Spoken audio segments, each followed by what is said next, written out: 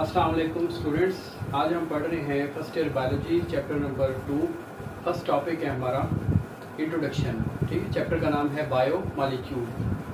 Bio molecule क्या होते हैं? Those molecule which are present in the body of living organism. ऐसे molecule जो लिविंग ऑर्गेनिज्म की बॉडी में पाए जाते हैं उन्हें हम कहते हैं bio molecule. For example protein, lipid, carbohydrate, nucleic acid, ये सारे मॉलिक्यूल हमारी बॉडी के अंदर पाए जाते हैं, चाहे ह्यूमन हो, एनिमल या प्लांट, उनकी बॉडी के अंदर पाए जाते हैं। इन मॉलिक्यूल्स को नाम दिया जाता है बायो मॉलिक्यूल्स। जब हम बायो मॉलिक्यूल को स्टडी करते हैं तो हमें बायोकेमिस्ट्री का पता होना चाहिए। बायोकेमिस्ट्री क्या होती है? The study of chemical component and processes occurring in the body of living organism. Okay, living organism की बॉडी के अंदर जो कंपोनेंट मौजूद हो, ठीक है, और उन कंपोनेंट की वजह से जो बॉडी के अंदर जो प्रोसेस हो रहे होते हैं उनको हम स्टडी करें तो उसे हम कहते हैं बायोकेमिस्ट्री। फॉर एग्जांपल बॉडी के अंदर जो कंपोनेंट होते हैं, ठीक है, जो हमारी फूड का पार्ट है, प्रोटीन, लिपिड, कार्बोहाइड्रेट है, ये कंपोनेंट है, हमारी बॉडी के अंदर जाके इन्होंने प्रोसेस करना होता है। ये क्या प्रोसेस करते हैं? या तो ये कंपोनेंट है, ये फूड के कंपोनेंट हैं, ओके, ये बॉडी को एनर्जी प्रोवाइड करते हैं या फिर स्ट्रक्चरल और फंक्शनल रोल प्ले करते हैं। ओके, इनका बॉडी के अंदर ये इंपॉर्टेंट फंक्शन होते हैं। This is called biochemistry. Why we study biochemistry? Biochemistry की क्या इंपॉर्टेंस है? Okay, biochemistry is very important to understand the anatomy and physiology. ठीक है, important to understand the anatomy and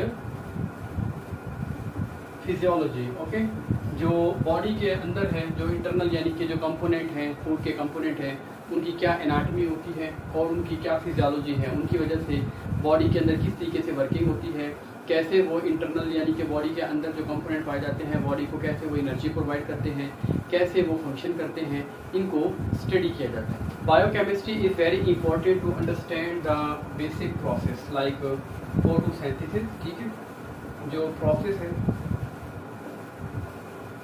photosynthesis, digestion, respiration, these process are easily understood with the study of biochemistry। ठीक है, photosynthesis है, ये plant के अंदर होता है, जिसके अंदर प्लांट है वो क्लोरोप्लास्ट है प्लांट का, सनलाइट को, ठीक है, कैप्चर करके कार्बन डाइऑक्साइड वाटर को कंबाइन करके प्लांट अपनी फूड तैयार करते हैं। ओके, तो ये फोटोसिंथेसिस का प्रोसेस किस तरीके से होता है, प्लांट किस तरीके से अपनी फूड तैयार करता है, ये भी हम इसी में समझ। सेकेंड है डाइजेशन।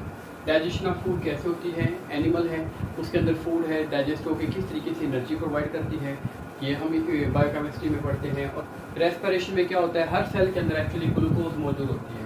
ठीक है, ये ग्लूकोज है, जब ऑक्सीजन है इस ग्लूकोज पे अटैक करती है तो वो ऑक्सीजन है वो ग्लूकोज को ब्रेक कर देती है। Carbon dioxide water as a result इसमें एनर्जी प्रोड्यूस होती है। ओके, तो ये रेस्पिरेशन का प्रोसेस है, लिविंग सेल के अंदर, बॉडी के अंदर कैसे होता है, इन सब को अंडरस्टैंड करने के लिए हम बायोकेमिस्ट्री को फॉलो करते हैं, क्योंकि उसी के बाद हम लिविंग ऑर्गेनिज्म की जो कॉम्प्लेक्सिटी है, उसके अंदर जो डिफरेंट प्रोसेस होते हैं उसको समझ सकते हैं। Chemical composition, chemical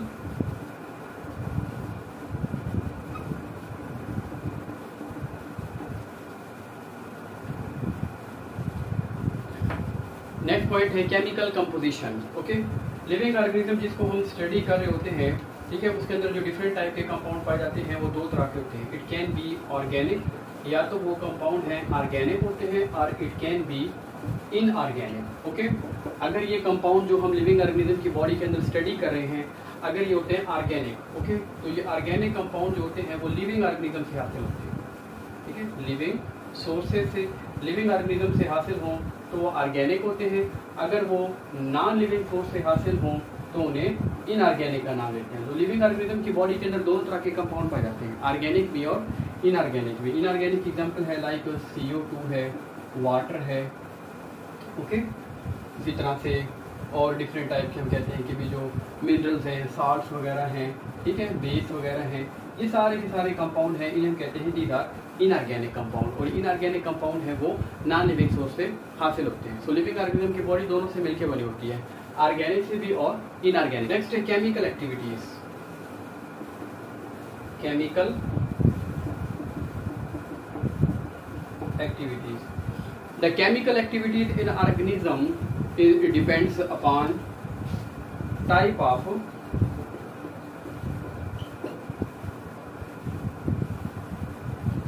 components. Living organism की बॉडी के अंदर जो कंपोनेंट्स हैं, ठीक है, उनका एक फंक्शन तो क्या होता है, क्या केमिकल एक्टिविटी परफॉर्म करते हैं, दे प्रोवाइड एनर्जी, ये बॉडी को एनर्जी प्रोवाइड करते हैं, plus they also play important role in building material, in building of cellular structure. Okay, cell के अंदर जो केमिकल एक्टिविटीज है उसके लिए हम कहते हैं जो डिफरेंट टाइप के कंपोनेंट होते हैं सेल के अंदर, एक तो उनका फंक्शन होता है कि वो एनर्जी प्रोवाइड करते हैं, सेकंड क्या होता है, वो कंपोनेंट है वो डिफरेंट टाइप के बिल्डिंग मटेरियल में भी रोल प्ले करते हैं। फॉर एग्जांपल सेल के अंदर फॉर्मेशन है, स्ट्रक्चरल रोल है, फंक्शनल रोल है, उसमें भी ये इंपॉर्टेंट रोल प्ले करते हैं। ओके, तो सेल के अंदर जो डिफरेंट टाइप के कंपोनेंट हैं उनको समझने के लिए भी हम बायोकेमिस्ट्री को फॉलो करते हैं। नेक्स्ट है बायोकेमिस्ट्री के अंदर जो डिफरेंट टाइप के रिएक्शंस हैं उन्हें हम कहते हैं metabolism. What is metabolism? All the different chemical reactions that are occurring in the body of living organism are called metabolism. ठीक है, different type of reactions taking place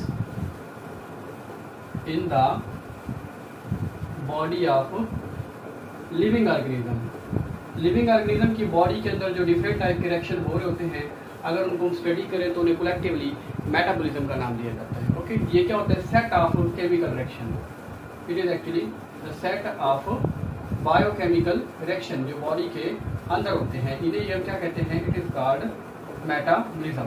metabolism को अगर हम स्टडी करते हैं इसकी दो मेन टाइप होती है। Okay, one is anabolism and other is catabolism. पहले हम देखते हैं एनाबॉलिज्म क्या होता है। In anabolism the process in which small molecule combine, small molecules combine and they form large molecule and form large molecule.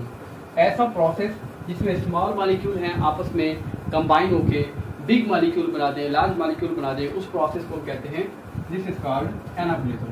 For example ये small molecules हैं, ये स्मॉल मॉलिक्यूल्स हैं, ठीक है, ये मिलकर एक बिग मॉलिक्यूल बना देते हैं, इसे हम कहते हैं anabolism. Energy is required, energy is required for anabolic reaction.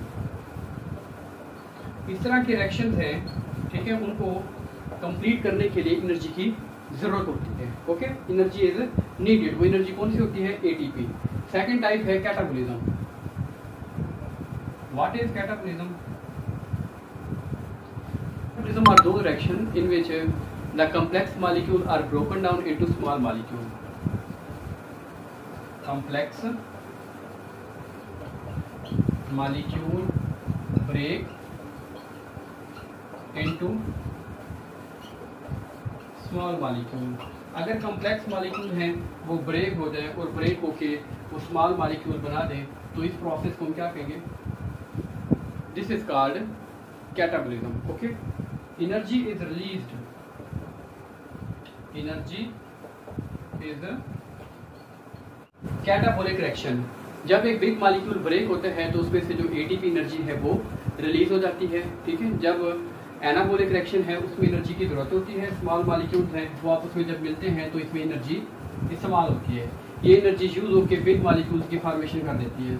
लेकिन जब बिग मॉलिक्यूल ब्रेक होता है, फॉर एग्जांपल ये बिग मॉलिक्यूल है, जब ये ब्रेक होगा it is broken down into small molecule. Small molecule में जब ये ब्रेक होगा तो ये क्या रिलीज करेगा, इट विल रिलीज एटीपी। इस तरीके से हम कहते हैं कि जो एटीपी है वो एक केमिकल लिंक का काम करती है between the anabolic and catabolic reaction. Anabolism में स्मॉल मॉलिक्यूल मिलकर लार्ज मॉलिक्यूल बना रहे हैं, एनर्जी एटीपी इस्तेमाल होगी। कैटाबॉलिज्म में वही बिग मॉलिक्यूल ब्रेक होकर स्मॉल बना लेता है तो एटीपी रिलीज हो जाती है। सवाल पैदा होता है कि एनर्जी ये कहाँ से आती है, जब स्मॉल मॉलिक्यूल मिलकर लार्ज मॉलिक्यूल बनाते हैं तो एटीपी कहाँ से आती है। एक्चुअली जो फूड स्टफ है जो हम यूज़ करते हैं, जो हम खाना खाते हैं, ठीक है, वो ग्लूकोज है सेल के अंदर स्टोर हो जाती है। और जब ग्लूकोज है C6H12O6, जब ऑक्सीजन है इस पर अटैक करता है तो ये ब्रेक कर देता है carbon dioxide, water, as result इस प्रोसेस के अंदर एनर्जी है वो रिलीज हो जाती है, जिसको हम कहते हैं एटीपी। ओके, सो सेलुलर रेस्पिरेशन के नतीजे में एटीपी रिलीज हो जाती है, यही एनर्जी है फिर एनाबोलिक और कैटाबोलिक प्रोसेस के अंदर इस्तेमाल हो जाती है। इस तरह से एटीपी है एक लिंक का काम कर रही है। ऑर्गेनिज्म है जो डिफरेंट टाइप के कंपोनेंट हैं अपनी बॉडी के अंदर, केमिकल्स हैं जो इनटेक करते हैं इन्वायरमेंट से, ठीक है, इससे डिफरेंट टाइप के बॉडी के अंदर केमिकल बनते हैं, लाइक प्रोटीन है, लिपिड है, कार्बोहाइड्रेट है। ये जो ऑर्गेनिक कंपोनेंट होते हैं ये प्रोटीन, लिपिड, कार्बोहाइड्रेट होते हैं, ठीक है। ये जैसे बॉडी के अंदर जाएंगे, एक तो इनका काम होता है बॉडी को एनर्जी प्रोवाइड करना, सेकंड इनका काम होता है कि बॉडी के अंदर डिफरेंट टाइप के स्ट्रक्चर बनाना। ओके, तो ये स्ट्रक्चरल रोल भी परफॉर्म करते हैं। ये है हमारे पास इंट्रोडक्शन का टॉपिक, जिसके अंदर हमने बायोकेमिस्ट्री की डेफिनेशन पढ़ी है। क्यों हम बायोकेमिस्ट्री को स्टडी करते हैं? क्योंकि ये एनाटॉमी, फिजियोलॉजी को अंडरस्टैंड करने के लिए ज़रूरी है, इंपॉर्टेंट प्रोसेस हैं, कोर्स हैं, फिर डाइजेशन, रेस्पिरेशन को समझने के लिए ज़रूरी है। केमिकल कंपोजिशन है ऑर्गेनिज्म की, ऑर्गेनिक, इनऑर्गेनिक होती है, उनको अंडरस्टैंड किया जाता है। ओके, और मेटाबॉलिज्म का प्रोसेस है वो भी बॉडी के अंदर होता है, इसको भी हम बायोकेमिस्ट्री के अंदर बायोमॉलिक्यूल में स्टडी करते हैं। बैक्टीरियल और मैमिलियन सेल की अगर हम केमिकल कंपोजिशन को देखें तो हमें पता चलता है कि बैक्टीरिया के सेल के अंदर वाटर की क्वांटिटी है 70% होती है, और मैमल यानी कि ह्यूमन है, एनिमल्स हैं, उनके सेल के अंदर भी वाटर 70% होता है। प्रोटीन की बात करें, प्रोटीन बैक्टीरियल सेल में 15% है, क्योंकि बैक्टीरिया क्या है, एक सिंपल होता है, यूनिसेलुलर है, जबकि जो एनिमल सेल है उसके सेल के अंदर प्रोटीन 18% होती है। कार्बोहाइड्रेट बैक्टीरियल सेल में 3% एंड मैमिलियन सेल 4% होती है। लिपिड है बैक्टीरिया के अंदर 2%, जबकि मैमिलियन सेल के अंदर 3% होती है। और डीएनए बैक्टीरिया के अंदर 1, मैमिलियन सेल के अंदर 0.25। आरएनए बैक्टीरिया के अंदर 6%, जबकि मैमिलियन सेल के अंदर 1.1% होता है। अदर अगर हम बात करें, इंजाइम है और हार्मोन्स हैं, उनका बैक्टीरिया के अंदर टू होती है उसकी वैल्यू, और मैमिलियन सेल के अंदर भी 2 है। इनऑर्गेनिक आइंस हैं, सोडियम आयन, पोटाशियम और डिफरेंट जो आइंस होते हैं, बैक्टीरिया के अंदर 1% और मैमिलियन सेल के अंदर भी 1% होती है। सो स्टूडेंट्स, ये पेपर के अंदर ऑब्जेक्टिव पूछी जाती है, इस टेबल को भी आपने अच्छे तरीके से याद करना है।